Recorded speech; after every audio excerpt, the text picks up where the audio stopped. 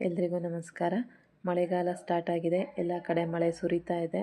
So ಹಾಗಾಗಿ ಊಟ ಮಾಡುವಾಗ ಏನಾದರೂ ಸೈಡ್ ಡಿಶ್ಶು ಸ್ಪೈಸಿಯಾಗಿ ಟೇಸ್ಟಿಯಾಗಿರಬೇಕು ಅನಿಸುತ್ತೆ. ಸೊ ಹಾಗಾಗಿ ಇವತ್ತು ನಾನೊಂದು ಫಿಶ್ ಫ್ರೈನ ಹೇಳ್ಕೊಡ್ತಾ ಇದ್ದೀನಿ.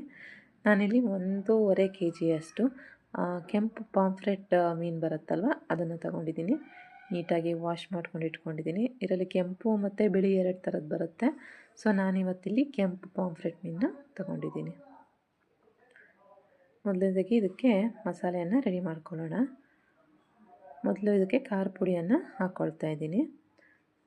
ನಿಮಗೆ ಎಷ್ಟು ಬೇಕೋ ಅಷ್ಟು ಹಾಕ್ಕೊಳ್ಳಿ. ಸ್ಪೈಸಿ ಎಷ್ಟು ಬೇಕು, ತುಂಬ ಇಷ್ಟಪಡೋರು ಜಾಸ್ತಿ ಹಾಕ್ಕೊಳ್ಳಿ, ಖಾರ ಜಾಸ್ತಿ ಬೇಡ ಅನ್ನೋರು ಕಡಿಮೆ ಹಾಕ್ಕೊಳ್ಳಿ. ನಂತರ ಇದಕ್ಕೆ ಸ್ವಲ್ಪ ಅರಿಶಿಣದ ಪುಡಿಯನ್ನು ಹಾಕ್ತಾಯಿದ್ದೀನಿ. ನಾನ್ ವೆಜ್ ಯಾವುದೇ ಆಗಲಿ ಅದಕ್ಕೆ ಅರಿಶಿಣದ ಪುಡಿ ಹಾಕಲೇಬೇಕಾಗತ್ತೆ. ನಂತರ ರುಚಿಗೆ ತಕ್ಕಷ್ಟು ಉಪ್ಪು. ಮೀನು ಫ್ರೈಗೆ ಸ್ವಲ್ಪ ಉಪ್ಪು ಜಾಸ್ತಿ ಇರಬೇಕು. ನಂತರ ಅಕ್ಕಿ ಹಿಟ್ಟು